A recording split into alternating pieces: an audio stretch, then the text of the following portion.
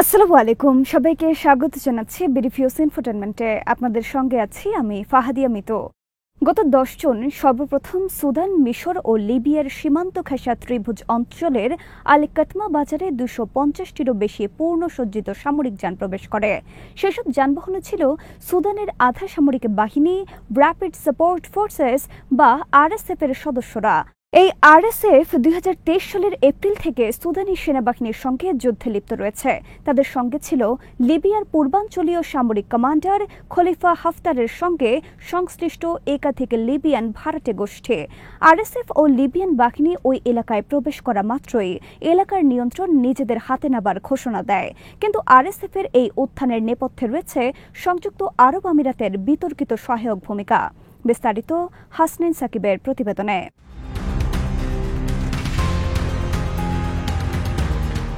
সুদানের প্রধান দুই শক্তি হল সুদানি সশস্ত্র বাহিনী এসএএফ এবং র্যাপিড সাপোর্ট ফোর্সেস বা আরএসএফ। আরএসএফ মূলত দারফুর সংঘাতের সময়কার জানজাউইদ মিলিশিয়া থেকে গড়ে ওঠে। পরে সরকার তাদের আধা সামরিক বাহিনী হিসেবে স্বীকৃতি দেয়। 2023 সালের এপ্রিল মাসে এসএএফ এবং আরএসএফ এর মধ্যে ক্ষমতা ও নিয়ন্ত্রণ নিয়ে সরাসরি যুদ্ধ শুরু হয়।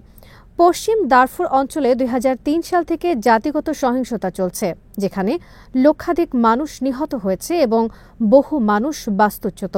এসব আঞ্চলিক সংঘাত কখনোই পুরোপুরি সমাধান হয়নি, বরং ক্ষমতার লড়াইয়ে বারবার নতুন করে জ্বলে উঠেছে।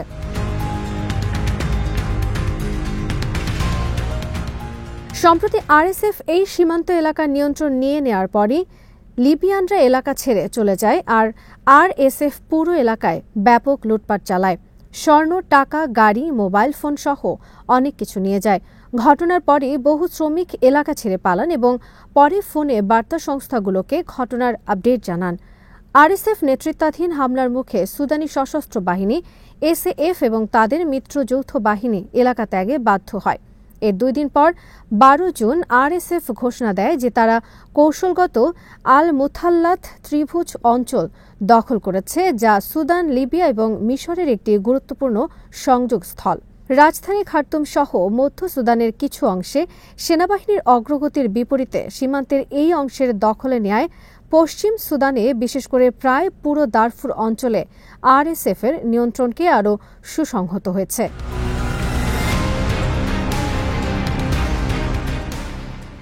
স্যাটেলাইট ছবি, ফ্লাইট ট্র্যাকিং ডেটা ও স্বর্ণখনি শ্রমিক ও প্রত্যক্ষদর্শীদের সাক্ষাৎকারে নিশ্চিত হওয়া গেছে যে এই সাফল্য হাফতারের লিবিয়ান বাহিনী এবং সংযুক্ত আরব আমিরাত ও রাশিয়ার পৃষ্ঠপোষকতা ছাড়া সম্ভব ছিল না। বিশেষ করে আরব আমিরাতের এই সম্পৃক্ততা দেশটিকে মিশরের সঙ্গে আরও দ্বন্দ্বে ফেলেছে, কেননা মিশর হাফতার ও সুদানি সেনাপ্রধান আবদেল ফাতাহ আল বুরহানের সম্পর্ক উন্নয়নের চেষ্টা করেছিল, কিন্তু তাদের এই চেষ্টা ব্যর্থ হয়েছে। জুলাইয়ের শুরুতেই আন্তর্জাতিক গণমাধ্যম সূত্রে জানা যায় যে মিশর গোপনে এই দুই মিত্রকে বৈঠকে বসিয়েছিল, কিন্তু বৈঠক ফলপ্রসূ হয়নি। যাই হোক, আরএসএফ এর দখল অভিযানে মূল ভূমিকা রাখে সুবুল আলাইহিস সালাম নামের হাফতারের বাহিনীর অধিভুক্ত একটি লিবিয়ান মিলিশিয়া। স্থানীয় স্বর্ণখনির শ্রমিকেরা জানায়, সুবুল আলাইহিস সালাম বাহিনী আরএসএফকে সাহায্য করেছে যতক্ষণ না তারা বাজারে পৌঁছে পুরো এলাকা নিয়ন্ত্রণে নেয়।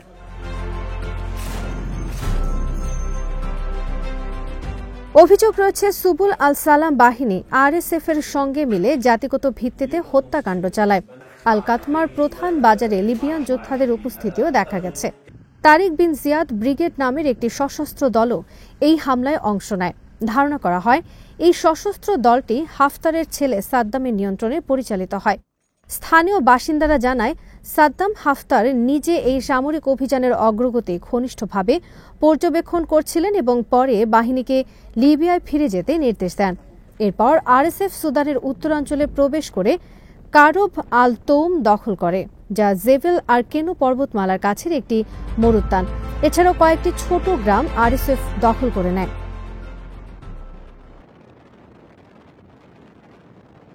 এরই প্রতিক্রিয়ায় যৌথ বাহিনী, যারা সুদানি সেনাবাহিনীর পক্ষে লড়াইরত ছিল, তারাও পরিস্থিতির ভয়াবহতা আঁচ করে দারফুর বিদ্রোহী উত্তর মরুভূমি থেকে সরে যেতে বাধ্য হয়। কিছু সেনা ও বিদ্রোহীও মিশরের পথে পালিয়ে যায়। প্রতিবেদন সূত্রে জানা যায়, আরএসএফ সদস্যদের কয়েকজন সীমান্ত অতিক্রম করে মিশরে ঢুকেছিল, কিন্তু ঊর্ধ্বতন কমান্ডারদের আদেশে তারা ফিরে আসে।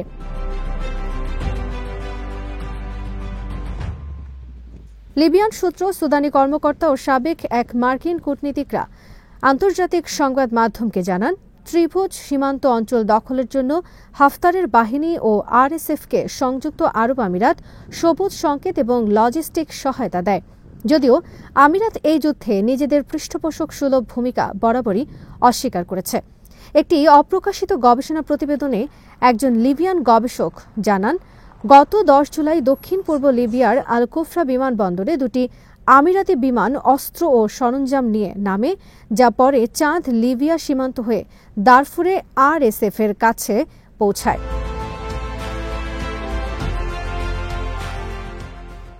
প্রতিবেদনে বলা হয়, আরব আমিরাত হাফতারকে বেনগাজির ক্যাম্প 87 থেকে লিবিয়ার ন্যাশনাল আর্মির শত শত যানবাহন আরএসএফ এর মরুভূমি অভিযানে সহায়তার জন্য পাঠানোর নির্দেশনা দেয়। চাঁদে আরএসএফ এর রসদ পরিবহনের বিরোধিতার কারণে আংশিকভাবে এই পদক্ষেপ নেওয়া হয়।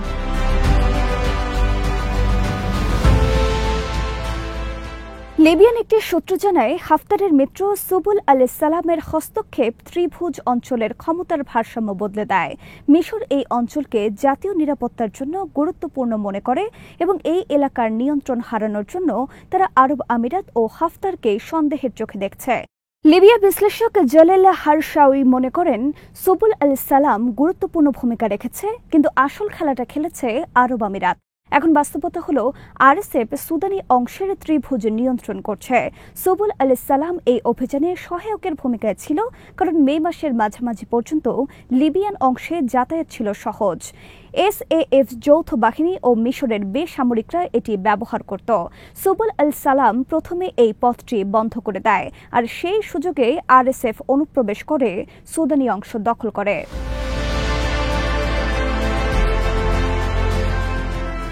সাবেক মার্কিন কূটনীতিক এবং সিআইএর এক্সপার্ট ক্যামেরন হাডসন মনে করেন, আরব আমিরাত এখনও আরএসএফকে জিতিয়ে দেওয়ার চেষ্টা করছে। তিনি বলেন, আরএসএফ সীমান্ত নিয়ন্ত্রণ করলে সুদানের যুদ্ধ আরও দীর্ঘ ও জটিল হবে। এটা শুধু লিবিয়া নয়, চাঁদ, মধ্য আফ্রিকান প্রজাতন্ত্র, দক্ষিণ সুদানেও আরব আমিরাতের বিস্তৃত পরিকল্পনার অংশ। সীমান্ত নিয়ন্ত্রণ মানে অস্ত্র পরিবহন, যোদ্ধা সংগ্রহ ও স্বর্ণ পাচারের স্বাধীনতা। তিনি আরও বলেন, এসব দেশের সুদানি সীমান্তের কাছে আরব আমিরাতের ঘাঁটি স্থাপন করা মোটেও কাকতালীয় কোনো বিষয় নয়। মূলত আরব আমিরাত দক্ষিণ লিবিয়া নিরাপত্তাহীনতার সুযোগ নিয়ে আরএসএফকে অস্ত্র পাঠাচ্ছে এবং স্বর্ণ পাচার সহ অন্যান্য অবৈধ কর্মকাণ্ডে সহায়তা করছে।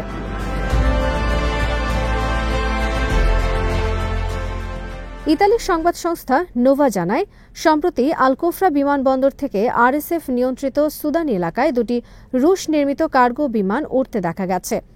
কোপারনিকাস প্রোগ্রামের স্যাটেলাইট ছবিতে দেখা গেছে IL-76 মডেলের বিমান, যা সাধারণত সামরিক সরঞ্জাম ও কর্মী পরিবহন এবং মাঝারি দূরত্বের লজিস্টিক কাজে ব্যবহৃত হয়। এই চালানগুলো মে মাস থেকে চলমান ছিল।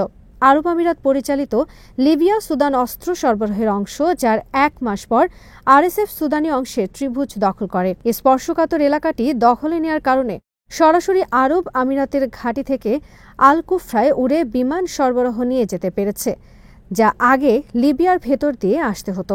আল কুফরা বিমানবন্দর একটি লজিস্টিক কেন্দ্র হিসেবে আরএসএফ এর কাছে রসদ পৌঁছানোর ক্ষেত্রে গুরুত্বপূর্ণ ভূমিকা রাখছে।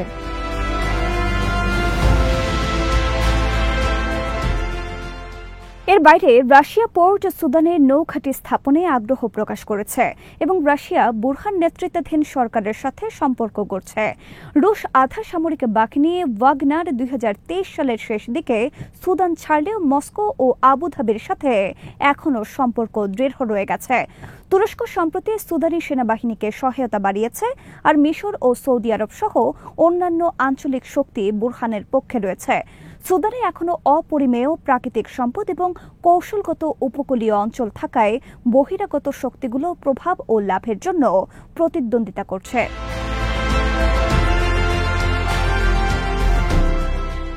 আরএসএফ দক্ষিণ দারফুরের নিয়ালা শহরে সমান্তরাল সরকার ঘোষণা করেছে।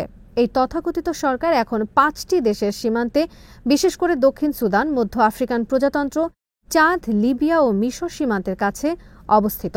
সুদান ট্রান্সপারেন্সি অ্যান্ড পলিসি ট্র্যাকারের নির্বাহী পরিচালক সুলাইমান বালদু মনে করেন, নতুন সরকার বেসামরিক দায়িত্ব যেমন সুশাসন, নাগরিক সুরক্ষা ও অর্থনৈতিক তদারকি পালনে ব্যর্থ হবে এবং এতে প্রতিবেশী দেশগুলোর জন্য হুমকি তৈরি হবে। তিনি আরও মনে করেন, আমি মনে করি তারা স্বর্ণ ও কৃষি পণ্যের চোরাচালান বন্ধ করতে পারবে না এবং প্রতিবেশী দেশ থেকে আসা রসদও নিয়ন্ত্রণ করতে পারবে না, কেননা এসব অবৈধ খাতেই আরএসএফ নেতারা সবচেয়ে বেশি বিনিয়োগ করেছেন।